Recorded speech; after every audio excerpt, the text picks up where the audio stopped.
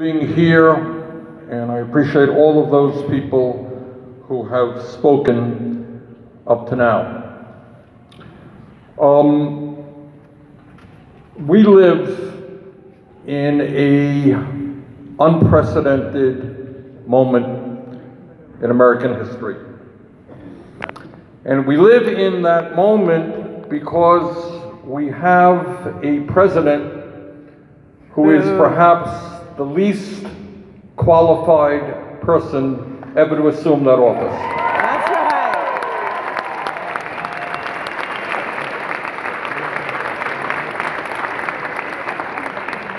right. We have a president, and I don't say this happily, and I don't say this in a particularly partisan way, but just simply stated, he is a pathological liar. That's right. Who has told hundreds and hundreds of lies, overt lies, since he is president. And maybe more importantly, he told profound lies during his campaign.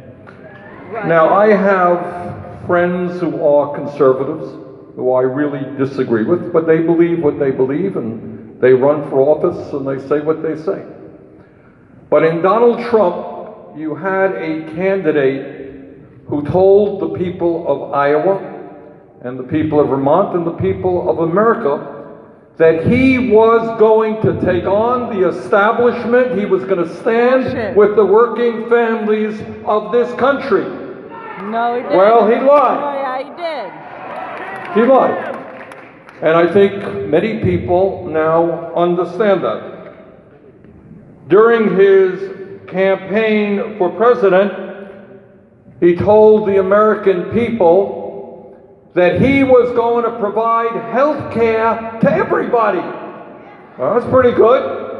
Health care for everybody, something I believe in, you believe in. Health care for everybody. He's going to lower the cost of health care. He's going to take on the pharmaceutical industries. Remember that? Yeah. He lied. Yep. No. And I say this to the people of Iowa who voted for Donald Trump. You did not vote for a candidate who, after he was elected and told you he would provide health care to everybody, then turned around and worked hard to throw 32 million Americans off of the health care they currently have. You didn't vote for that candidate. My fucking memory's full. Donald Trump told the American people, told the people of Iowa, who are very concerned about these issues, that he was not going to cut Medicare and Medicaid and Social Security. Remember that, Iowa? Yeah, that's what he said. I'm Donald Trump. I'm a different type of Republican. I'm not Paul Ryan. I'm not like these other guys. Fuck Paul Ryan. I am the ranking member of the Budget Committee. Donald Trump just brought forth a budget a few weeks ago, which would, if it were to be passed, and it will not be passed, would cut Medicaid by over $1 trillion. No. Would cut Medicare by over $500 billion over a 10-year period. Oh my God. And would cut benefits for those on Social Security disability. Trump told the American people one thing, and then the day after he was elected president, he did exactly the opposite. President Trump told us, and one of the issues of tonight, that he was going to pass tax reform not for the wealthy, but for working families. Another lie. At the end of 10 years, 83% of the benefits in the Trump tax plan go to the top 1%, and 92 million middle-class families will be paying more in taxes. Let me tell you how absurd this proposal is. Bill Gates, one of the wealthiest people in this country, you may have heard him just a few days ago, Gates said, hey, I am a multi-billionaire. I do not need a tax break. I need to pay more in taxes. That's right.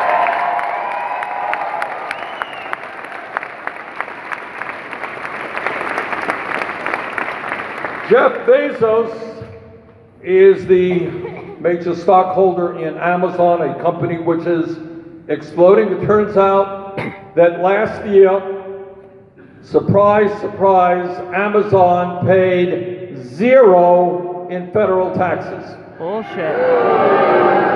But that ain't nothing, because next year they're going to get a tax windfall of over $700 million.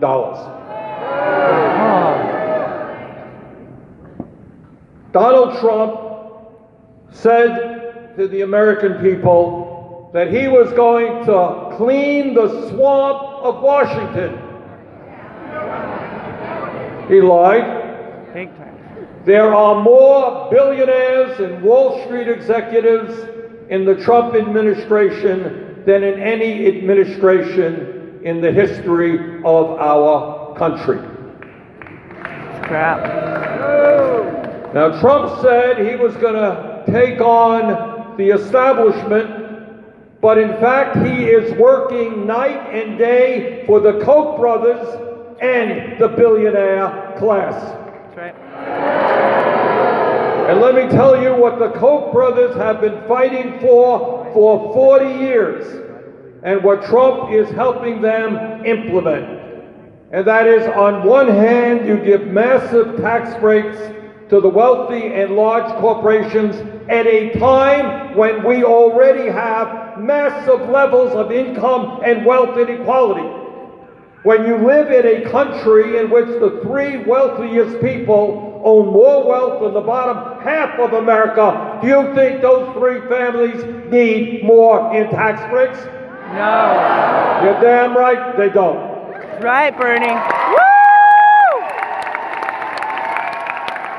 And it's not just Amazon that didn't pay any federal taxes. You have many corporations who paid little or nothing in federal taxes. So the Koch brothers plan, being implemented by Donald Trump and Paul Ryan and the Republican leadership, is not complicated. This is what it is.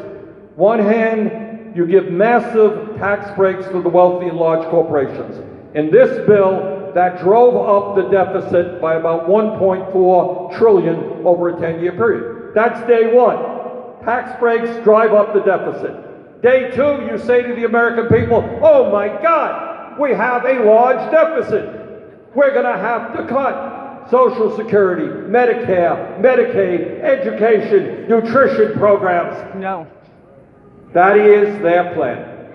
And brothers and sisters, we are not going to allow them to get away with that disgrace. That's right.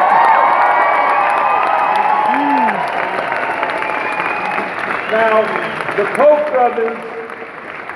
Koch brothers and their billionaire friends intend to spend some $400 million in this midterm election. $400 million just from the Koch brothers and a few of their pals. Now, mark my words that when the 30-second ads start running here in Iowa, those ads will not say, vote for candidate X because he or she wants to cut Social Security and give tax breaks to billionaires. That ain't going to be in the ad. And the way that Trump and his friends hope to succeed is a way that is so un-American and is so disgraceful that it is literally unprecedented. We have had conservative presidents and we have had liberal or progressive presidents. But it seems to me that every president, once he got to the Oval Office, understood that a major goal was to unite the American people, to bring us together. Right. George Bush, not one of my favorite presidents. You remember that a few days after the tragedy of 9/11, you know where he went? Remember? He went to a mosque. He went to a mosque, and the point that he made is that terrible, terrible tragedy, that attack against us, was not committed by the Muslim people, but by a handful of ugly terrorists. And he differentiated. That was a conservative Republican. That's right. And now what we are seeing for cheap political gain is a president who, in an unprecedented way, is trying to divide us up based on the color of our skin. You remember that Donald Trump, before he was president, was a leader of the so-called birther movement? Yeah. So trying to divide us up, black against white. Donald Trump is right now attempting to divide the American people up against immigrants, saying horrible things about Mexicans and others. Donald Trump is trying to divide us up based on our religion, based on our sexual orientation. So instead of having a president who brings us together to share our common humanity, what we have is a president trying to divide us up for cheap political points. Now, it is no secret to anybody in this room that the history of the United States, and in fact the history of the world, has been a history of bigotry and discrimination. No secret. No secret to what the settlers who came to this country did to the Native American people. No secret about the abomination of slavery and racism. No secret that 100 years ago today, women did not even have the right to vote. No secret about the attacks and the discrimination against the Irish, the Italians, the Asians, the Jews, you name it. That took place in this country, and it took place all over the world. But in this country, we had extraordinarily brave people, people in the African American community, women, people in the gay community, people who said that a human being is a human being, and that we're going to come together.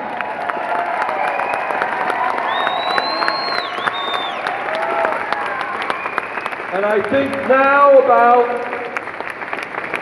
now about those extraordinarily brave people. Way back when, you don't know their names and I don't know their names, and some of them were killed and some of them went to jail standing up against racism. When you think about the women, some of whom died, some of whom went on hunger strikes, some of whom ended up in jail, who said that we will not be second-class citizens.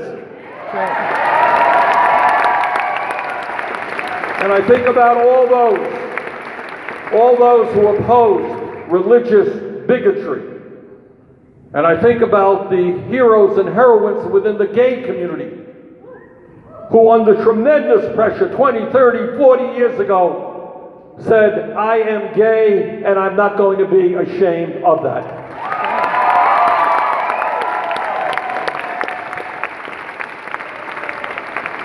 So my point is that, like every country on earth, it's not just the United States, good people had to stand up against all kinds of bigotry. And that's what good people in the United States have done. And I say to Donald Trump that your racism and your xenophobia and your bigotry and your attempt to divide the people of this great country up is not going to succeed. We're going to stand together for social and economic justice.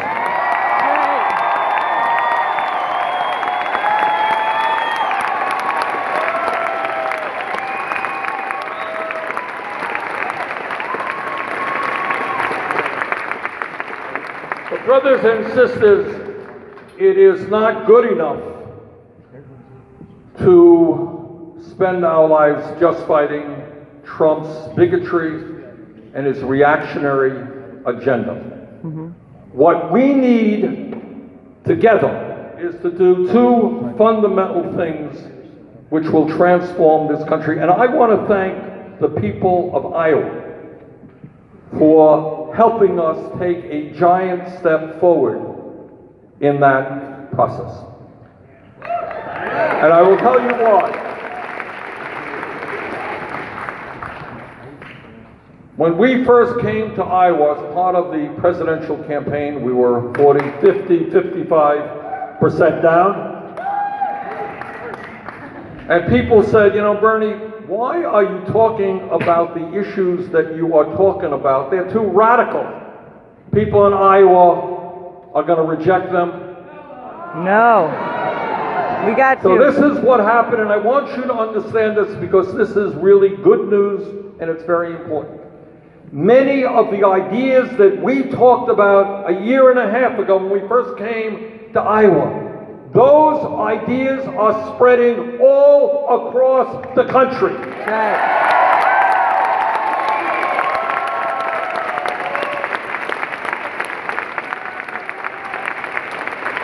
And those ideas are spreading because Iowa, the state that had the first election, first caucus, they said, you know what? Maybe it's about time we had a government that worked for all of us and not just the 1%.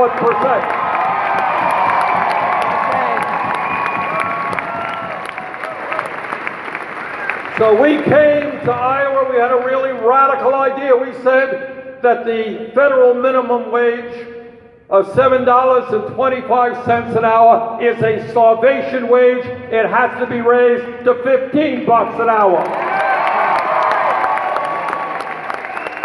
Oh, and that was such a radical idea, unheard of. Well, you know what?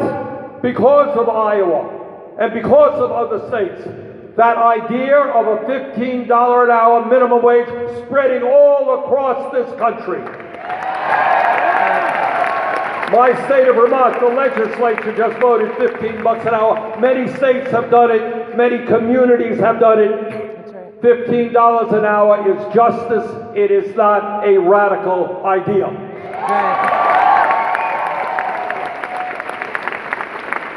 When we came to Iowa, we had another radical idea. And by the way, as all of you know, Iowa is one of the leaders, has historically been one of the public education leaders in America.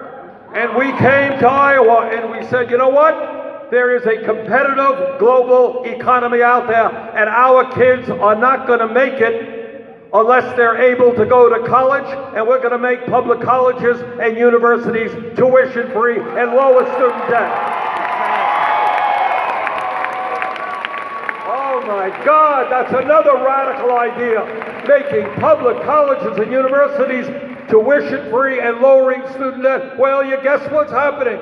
Again, all across this country, you're seeing states and communities moving in exactly that direction. As they should. We came to Iowa, first state to hold the caucus, and we said, you know what? Our criminal justice system is broken. Yes. And the war on drugs has been a failure. That's right. And we said that states should have the right to go forward to decriminalize marijuana and legalize it if they wanted to do that. Well, guess what's happening? All across the country, states are doing exactly that. People are understanding that we cannot continue to destroy lives, to create arrest records for people disproportionately, by the way, black and minority, who smoke marijuana. And that movement is afoot. Yeah. When we started the campaign here in Iowa, we said that we have got to end this corrupt campaign finance system that exists.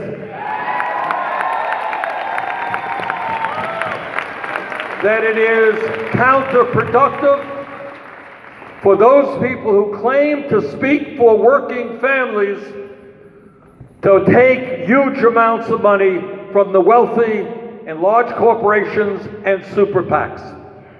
And you know what's happening all across the country? You're seeing more and more candidates saying, we're going to run for office based on small individual campaign contributions, not big money. We're going to be beholden to the people, not to the 1%. That's right. And I could go on and on. But because the people here in Iowa had the courage to take a hard look at ideas which many seem to be radical, and to say, you know what, those make sense. Those make sense. You started the ball rolling, allowed us to win into 23 states, get 13 million votes, and the overwhelming amount of votes from the young people of this country.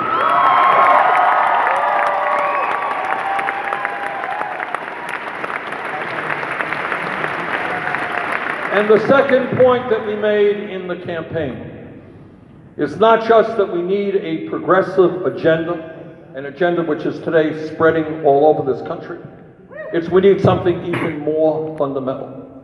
We need a political revolution. That's right.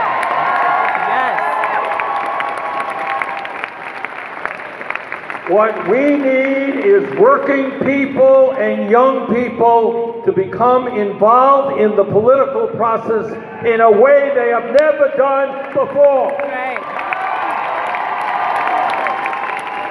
And we are seeing that coast to coast.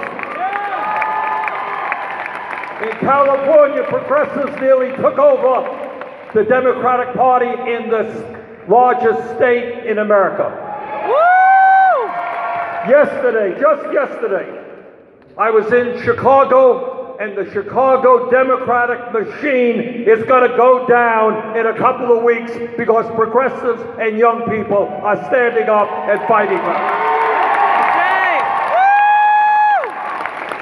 In Virginia on November 7th, there was an election there that was historical. It's not just that a Democrat won for governor, but all over the state, young people, working people, people who had never run for office before were not only running, they were winning.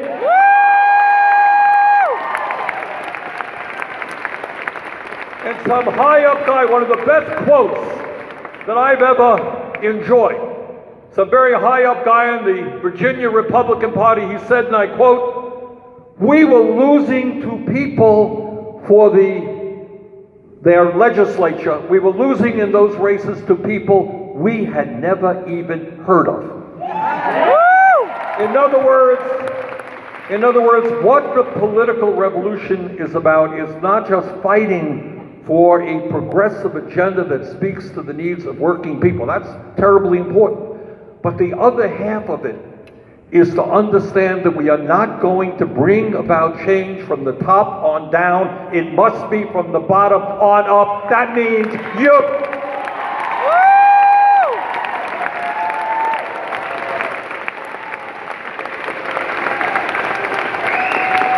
We have a psychological barrier that we have got to cross, and we are beginning to cross it. I came from a family that did not have a lot of money. My father dropped out of high school. So the idea that I would ever run for office was beyond the wildest imagination of me or my parents. It's not what people like our family did. Right. But what we have got to do now, and we're seeing this, if you are a worker, if you are a young person, you don't have to have a PhD in economics. What you have to have is have a heart of compassion and a willingness to fight.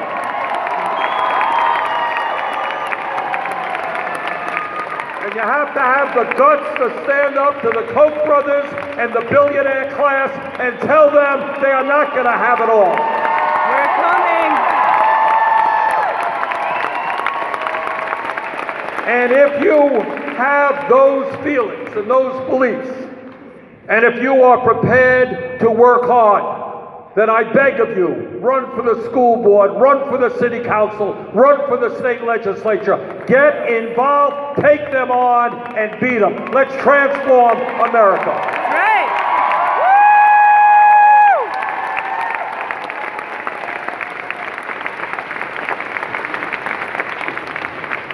And let me just talk a little bit about the vision that we have got to have. Because we don't, the Bible tells us, you don't go forward unless there is a vision. And our vision is one of economic and social and racial and environmental justice. Yes.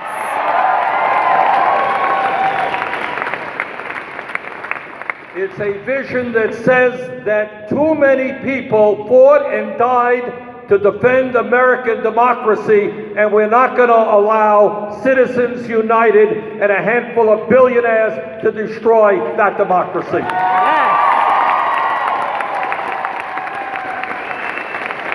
And that means together we're going to overturn Citizens United and move to public funding of elections.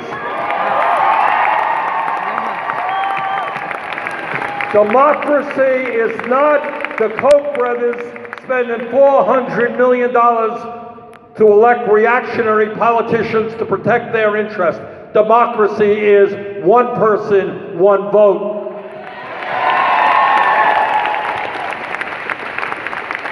And we are going to come together to say, sorry, we are going to fight for the middle class, and we are going to end the drift toward oligarchy. Yes.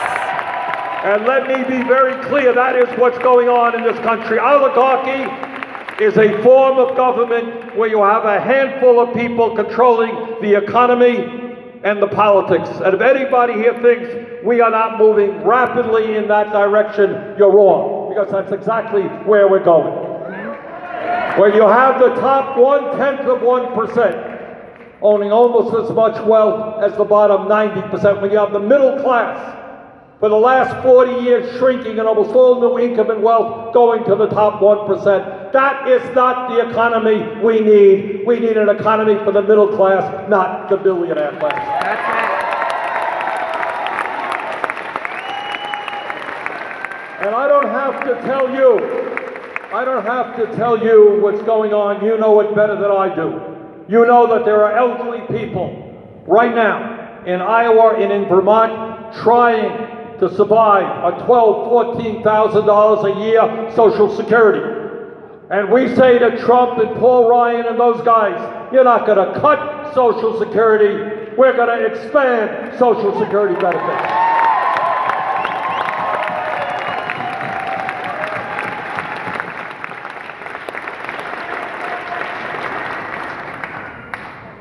The United States of America today is the only major country on earth not to guarantee health care to all people as a right. We have today 30 million people without health insurance, and that number is going to rise in the next year. And many of you here tonight who do have health insurance have deductibles and co-payments so high that you can't afford to go to the doctor when you have to. That's right. And we pay the highest prices in the world for prescription drugs, and our healthcare system is such that we are spending almost twice as much per capita as do the people of any other country.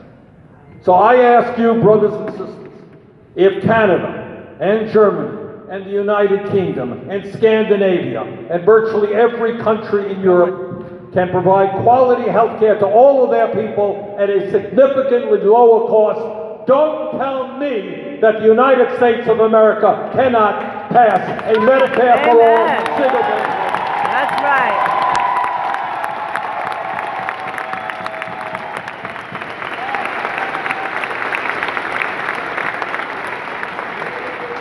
Trump and his friends and some people in big media, they understand, as you do and as I do, that the future of communications is with the internet.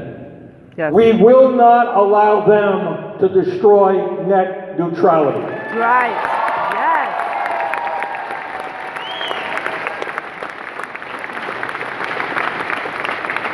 All of us watched in horror the hurricanes that impacted Florida and Texas, Puerto Rico, and the Virgin Islands 5 months ago. And what the climatologists tell us, that the intensity of those storms the intensity was created by climate change, made those storms even more intense. All over our country and all over the world, we are seeing communities impacted very harshly by climate change. And it is indeed a tragedy that we have a President of the United States and Republican leaders who reject science. Because what the scientists are telling us is that if we don't get our act together boldly within the next number of years, a bad situation will only become much, much worse in terms of drought, in terms of the intensity of hurricanes, in terms of rising sea levels, in terms of the acidification of the ocean, in terms of the migration of people who move away from places where they can't grow food or they don't have any drinking water. Cape Town, South Africa, within a few months may not have water for its people, a major city. Whether Donald Trump knows it or not, climate change is not a hoax. It is a terrible reality, and we have got to have the guts to stand up to the fossil fuel industry and transform our energy system.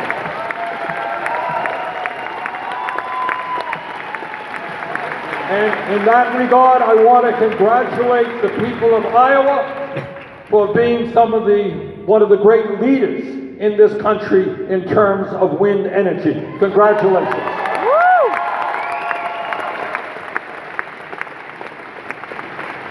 Last point that I want to make is all of us are aware of the tragedy that took place in a high school in Parkland, Florida, a week or so ago.